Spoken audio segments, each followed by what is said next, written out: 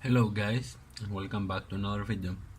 Today I will show you my latest addition to the computer, which is this um, SRAM expansion board, which consists of an SRAM, 32 kilobytes of SRAM, a super capacitor, some jumpers to set which of the four 8 kilobyte windows are available to the computer, and also a dual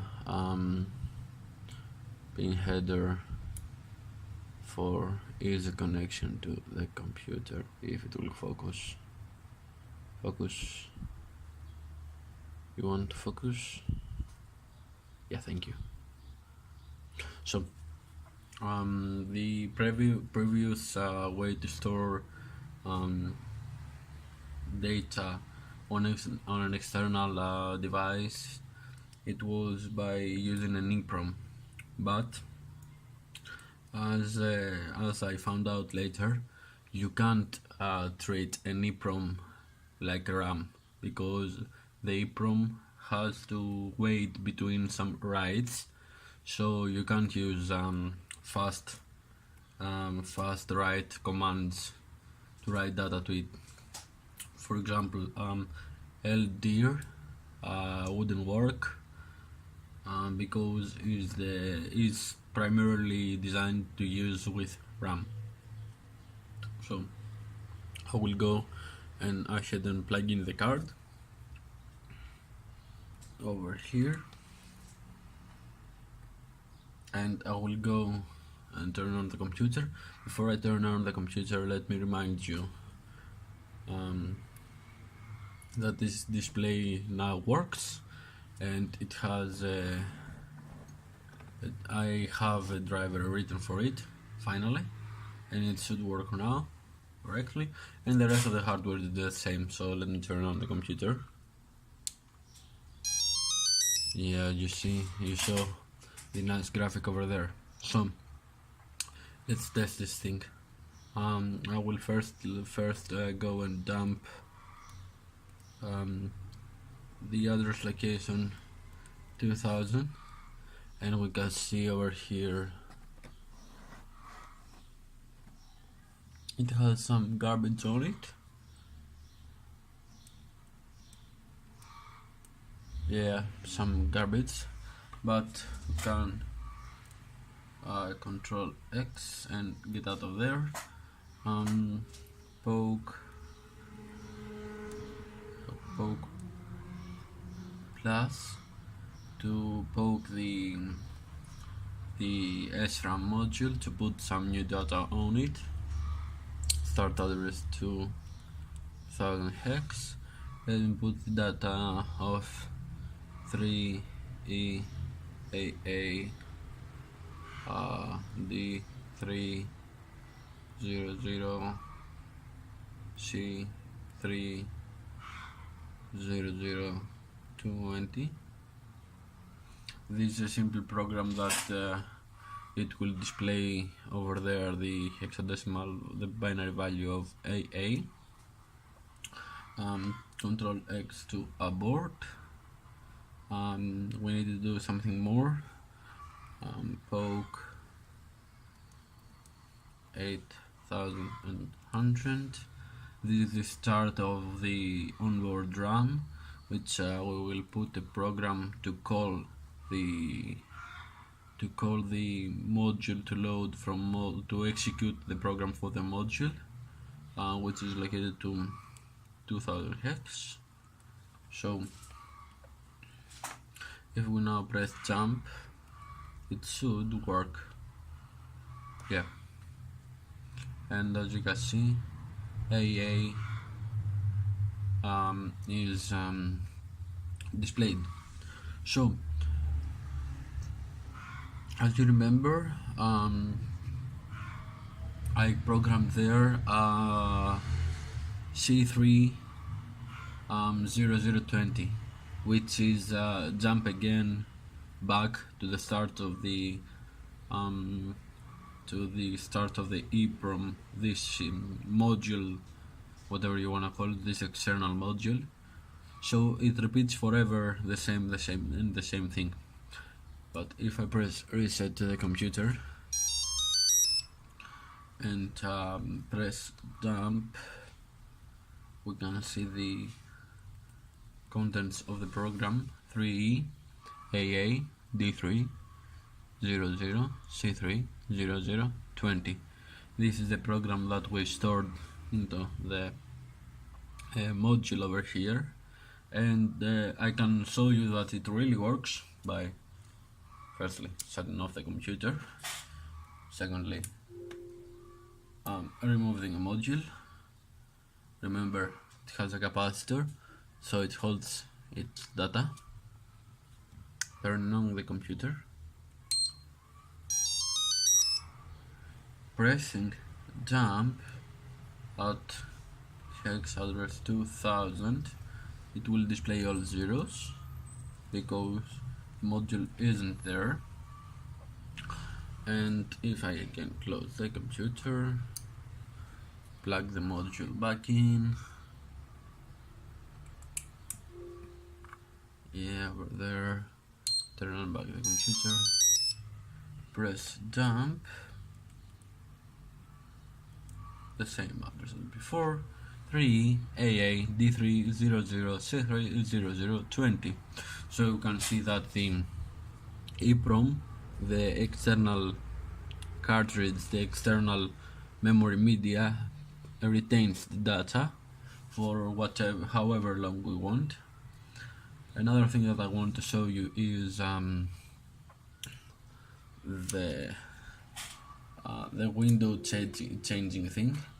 So here, the two address lines that I've put into these pin headers are A13 and A14. So if I take A13 and sort it with its neighborhood pin, that means that the A14 is now high, and it means that it's a whole different window on the SRAM. So if I put this back in